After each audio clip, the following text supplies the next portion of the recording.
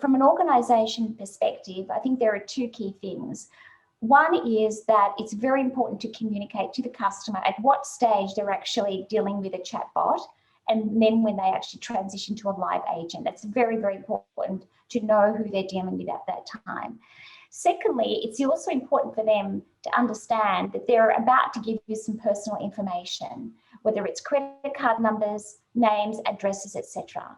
And the privacy regulations are evolving all the time, and it's very important for organizations to be aware of those and what the expectations are to ensure that there are no implications further down. And so, a data breach is a key, issue that can take place as a result of it.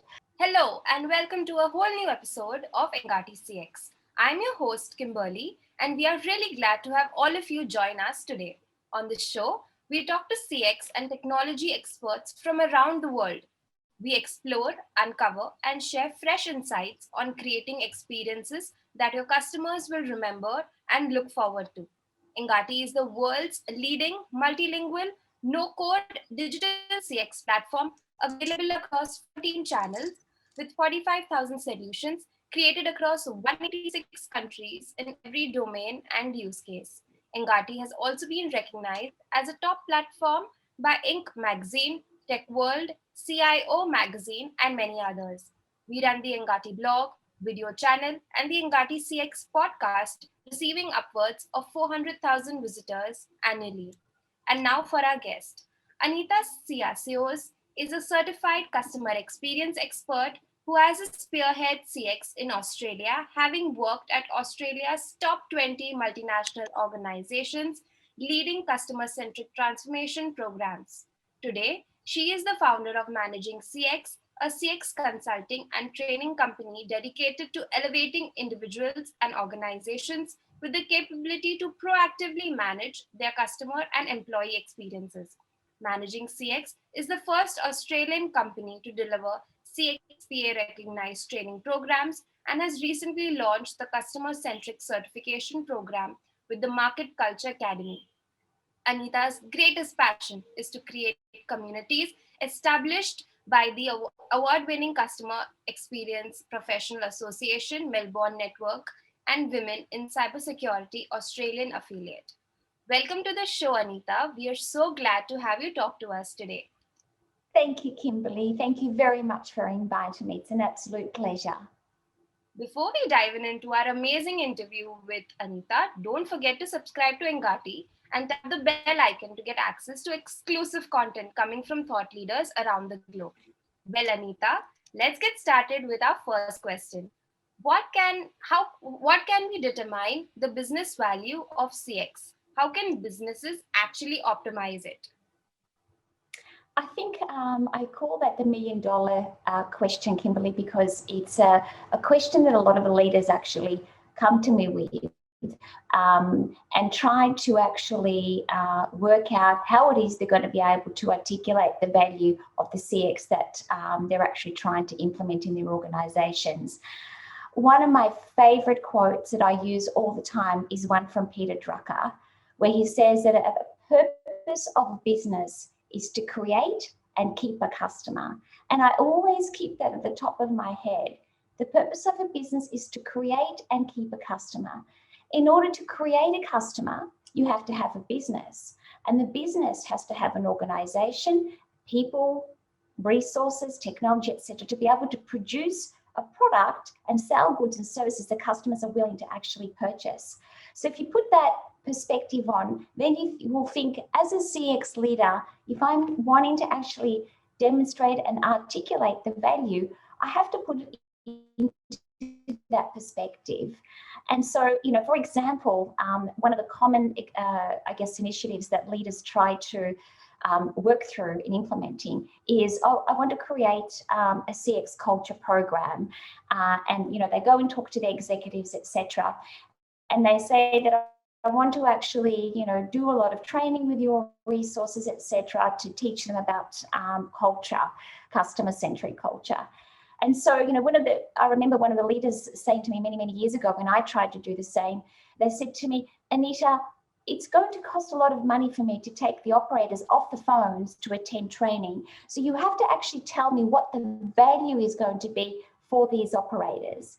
And that's just an example. And so therefore, when you're articulating business value, you need to look at it from an internal perspective, people perspective, internally, your stakeholders, what value they can actually get, and then start to work through the value around the return on investment and looking at the financial implications as well. And so when you're doing training, you're uplifting the capability of the staff, they're learning something new, and then they'll be able to actually complete a task faster or be able to talk better, etc. And being able to align with the associated CX metrics. So that's how to actually develop that business value story to be able to demonstrate your initiative moving forward. On a different note, customer perception is one of the most valuable assets and aspects of a company. How can we propagate that value in all employees of an organization? Well, if we start with the actual definition of perception, and perception is someone's interpretation of you based on their senses of you, based on what they've read and what they've actually heard from others, etc. So the very first place you need to start with in your organization to be able to understand those perceptions is your voice of customer.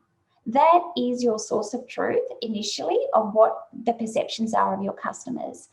The question is, what do you do with that information? What do you do with being able to articulate the perceptions of your customers, and how do you do that to the organization? One of the greatest things that I did in one of the organizations I worked at was work with the complaints team, and we used the actual complaints data and created stories. And we actually were able to produce some recordings where the actual employees were able to hear the voices of the customers and able to hear the complaints and the feedback that they were actually getting. So being able to hear that as well from an employee perspective is very impactful. It's impactful when you can actually feel the dissatisfaction of the customer, the dissatisfaction of the potential quality or the lack of quality that they've experienced.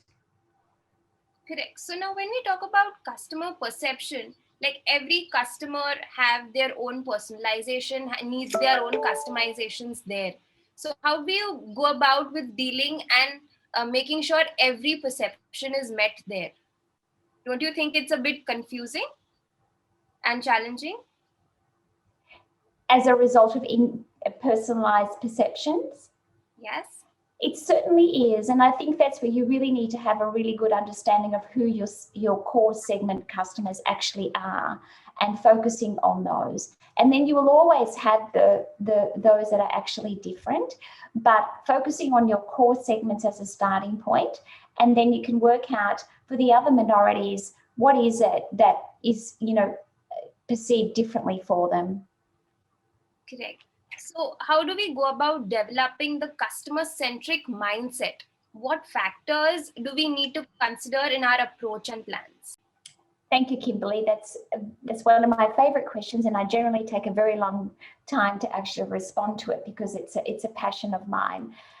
I want to mention in 2018 in Australia, we had the Royal Commission into Financial Services.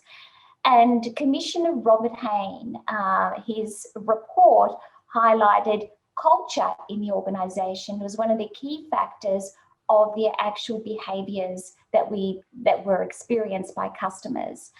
And he basically said or defined culture is what people do when no one's actually looking. It's just part of your DNA. It automatically happens. And I love to reference that because in a customer-centric organisation, that is what you want your employees to actually do. Dr. Lyndon Brown is Australia's greatest customer-centric thought leaders that we have. He has written an amazing book that talks about the key disciplines required in an organisation to be customer-centric based on his research and his testing. There are 8 key factors that he highlights. And the very first one is around customer insight. We all know you need to have customer insight. The second one that he references is customer foresight, having an understanding of your potential customers. And then he also refers to competitor insight and competitor foresight. Another one is obviously cross-functional collaboration, key factor, strategic alignment, empowerment. But one of my favorite, disciplines is what he calls the peripheral vision. And the peripheral vision is a discipline where you actually look outside of your internal environment and look at all those external factors. And COVID-19 was a perfect example when no one anticipated a potential impact or the experiences our customers would actually have. We suddenly had to transition being online and suddenly had to use all the wonderful online tools such as chatbot to help us get through things. And I think we'll talk a little bit about that later on. Definitely. So according to you, what is a poor customer experience? What do you do when you fail to meet the expectations? A poor customer experience is when the customer's reality is less than their expectations. It's as simple as I recently had one. I actually decided to cancel my gym membership. I hadn't been, as a result of COVID, I hadn't been using my gym membership. I had bought a home gym. And I tried to ring them to actually cancel the membership. It should have actually been very, very simple to cancel that membership. Unfortunately, I actually had to do that about 3 times for them to complete that actual cancellation. So for me, that whole experience was a poor experience because they should have got it right the first time. And I'd been a member there for many, many years. So it's really all about the fact that your reality hasn't been met, and therefore that's a poor customer experience. The way to actually overcome that, first of all and always, is an apology. So if you receive those complaints, take the effort and actually apologize to the customer and actually admit that you've made a mistake. You'll be surprised how many responses you get back to say, thank you very much, I really appreciate it. So that is really the key thing. The second thing is actually really start to do that root cause analysis. Why did this actually happen? You know, the 5 whys, the greatest tool that we all, should be using. Very simple. Why did that happen? And start to dig into it and figure out what it is that you need to do to ensure that doesn't happen. Yes, I think the 5 whys are one of the most important things we have to consider in every stage of life. Like, you always need to have these to know and, to surround yourself with all the information that you have. I think, yes, absolutely. I even try it with my children. It works very well. So how will the integration of chatbots and live chat work out in the favor of a customer? What are the challenges faced here and how can we overcome this? Well, I look at it from the perspective of a customer myself, because I love it when, a lot of customer service teams, 9 to 5 p.m., you can't get through, you have to wait to ring their number the next day.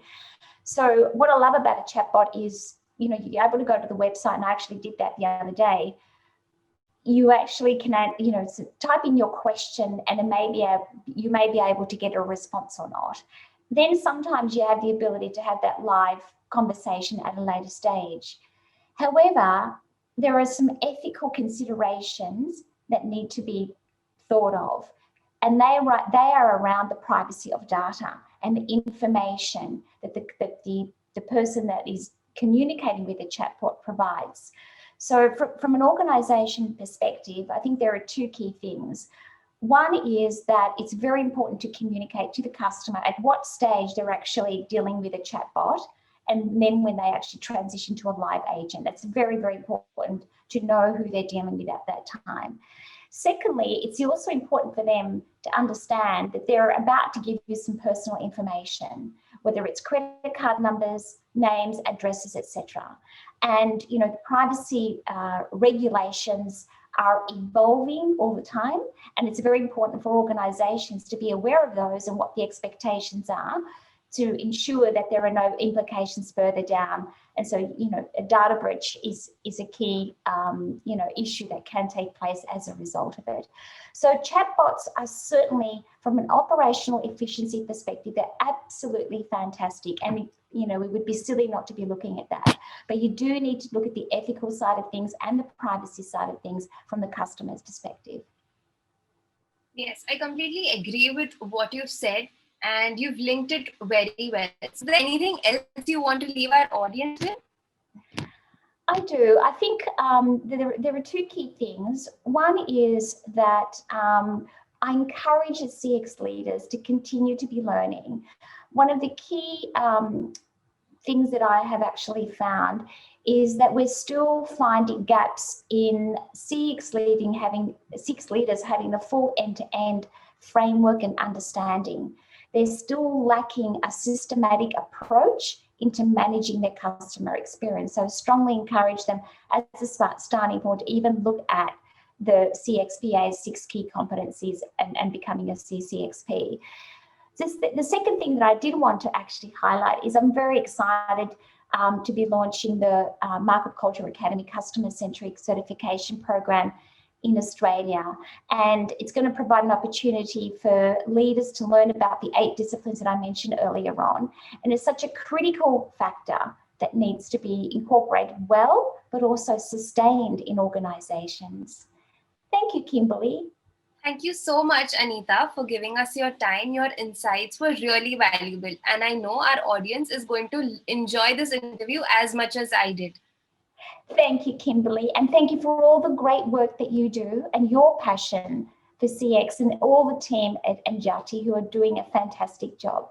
Have a lovely evening. We'll be back again with a new episode and a new expert soon. So stay tuned and we'll see you around for the next one.